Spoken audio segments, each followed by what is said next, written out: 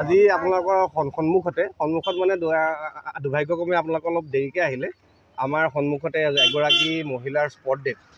আজি দুখিতভাৱে আমি ক'বলৈ দুখ লাগিছে যে এইটো ৰাস্তা এটা গাঁৱলীয়া ৰাস্তা হ'ব পাৰে PWD আণ্ডাৰত, কিন্তু এটা সীমিত ঠেক জেগাৰে যোৱা এটা ৰাস্তা। এইটো ওৱান ৱে পথ।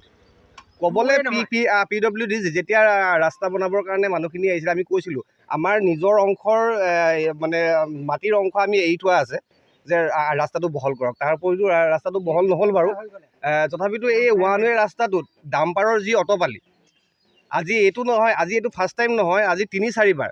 আজি আপোনাৰ এইখিনিৰ পৰা 1 কিলোমিটাৰ আগতে আমাৰ নামঘৰৰ আগত এটা দুৰ্ঘটনাত এজন চৰকাৰী কৰ্মচাৰী মানে বিকলাংগ হৈছে। বিকলাংগ মানে তেওঁ মৃত্যুমুখৰ পৰা ঘূৰি আহিছে। তাৰ পাছত আমি মানে প্ৰশাসনক অনুৰোধ কৰাত প্ৰশাসনে এখন মিটিং কৰিলে চাৰ্কুল অফিচাৰৰ উপস্থিতিত। তেওঁক আমি অনুৰোধ কৰিলোঁ, অন্ততঃ আপোনালোকে যদি এইবিলাক বন্ধ কৰিব নোৱাৰে, যদি আইনীভাৱে আপোনালোকে মজবুৰি যদি বন্ধ কৰিব নোৱাৰে, তেনেহ'লে অন্ততঃ আমাৰ 2খন স্কুল আছে ইয়াত। এই 2খন স্কুলত মুদিজান মুছলিম গাঁৱৰ পৰা আদি কৰি মুদিজান ভৰুৱা গাঁৱৰ সকলো শিক্ষাৰ্থী ইয়াতে শিক্ষা গ্ৰহণ কৰে।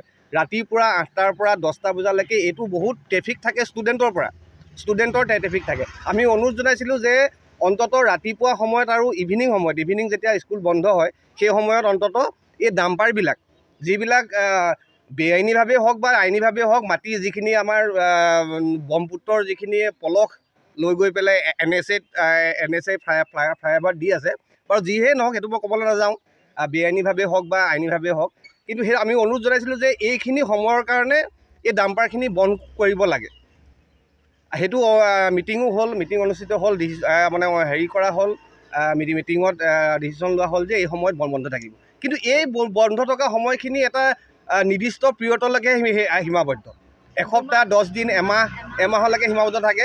এমাহৰ পিছত কি হয় আমি নাজানো, আমি স্থানীয় জনতা, আমি নাজানো কি হয়।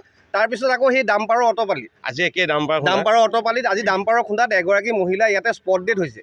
আমি স্পট ডেথ NS 37 হ'লে আমি মানে হেৰি নহওঁ যে তাতে আপোনাৰ স্পীড লিমিট নাই, তাতে স্পীড লিমিট 80 বা 60 থাকে, তাতে ভুল ভ্ৰান্তিভাৱে হ'ব পাৰে।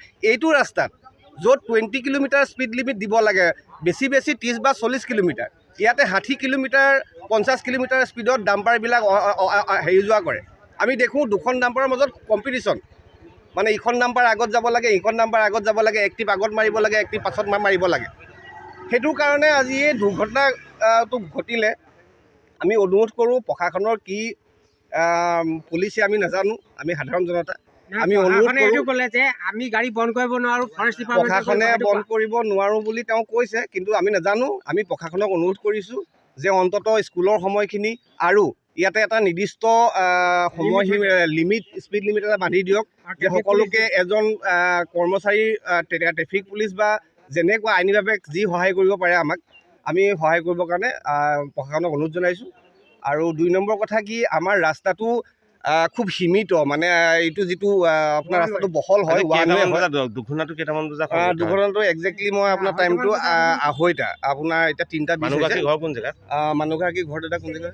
চেনিজান। আমাৰ সম্পৰ্কীয় হয়, এই গাঁৱৰে সিটোমূৰত আপোনাৰ আমাৰ পৰশ বুলি এজন তেওঁ থাকে, তেওঁৰ সম্পৰ্কীয় মানুহ। তেওঁ মিতিৰ খাবৰ কাৰণে, মাহীয়েক, তেওঁ মিতিৰ খাবৰ কাৰণে আহিছিলে।